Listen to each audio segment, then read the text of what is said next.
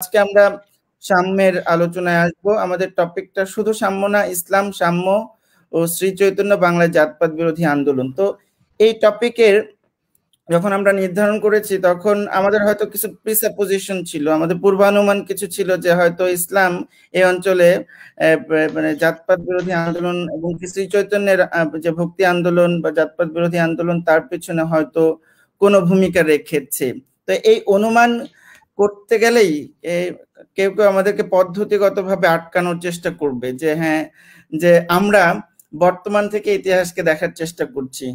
আমরা যখন ইসলামের এই সাম্যের ধারণা খুঁজতে যাব তখনই আমাদেরকে আধুনিক আলোকিত পশ্চিমা দর্শনে হাজির থাকা সাম্যবাদের ধারণা দ্বারা প্রভাবিত হয়ে ইসলামের ইতিহাস আমরা পর্যালোচনা করছি বলে অভিযোগ করতে পারেন কেউ করতে পারেন, এবং এটা ইতিমধ্যে হয়েছে।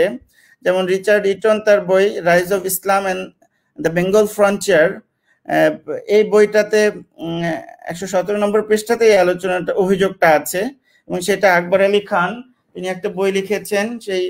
সেই বইটা হচ্ছে বাংলায় ইসলাম প্রচারের সাফল্য একটি ঐতিহাসিক দলিল। এই বইটা, তো এই বইটাতে তিনি এই মন্তব্যটা বা এই অভিযোগটাকে তিনি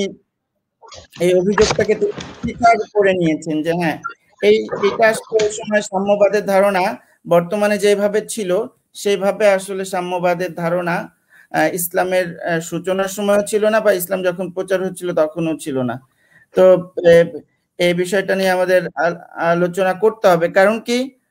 কারণ আমরা যারা এই যে আমাদের বাংলাদেশে যারা ইসলামের ভূমিকাটা এই অঞ্চলে মানে ঐতিহাসিক ভূমিকাটা ব্যাখ্যা বিশ্লেষণ করেছেন, যেমন এখানে আপনারা দেখতে পাচ্ছেন যে এম এন রায়ের ইসলামের ঐতিহাসিক ভূমিকা বইটা, বা আহমদ শরীফের লেখালেখি আছে চৈতন্যের মতবাদ ও ইসলাম, এই বইতে তারা ধরেই নিয়েছেন যে ইসলামের একটা প্রভাব আছে, সেটা সাম্যের বিস্তারের ক্ষেত্রে তার একটা প্রভাব আছে। তো তাহলে আমাদের এখন প্রথমেই আলোচ্য বিষয় হবে যে আসলে ইসলামের সাম্যকে আমরা ইউরোপের চোখ দিয়ে দেখছি নাকি কিভাবে দেখছি।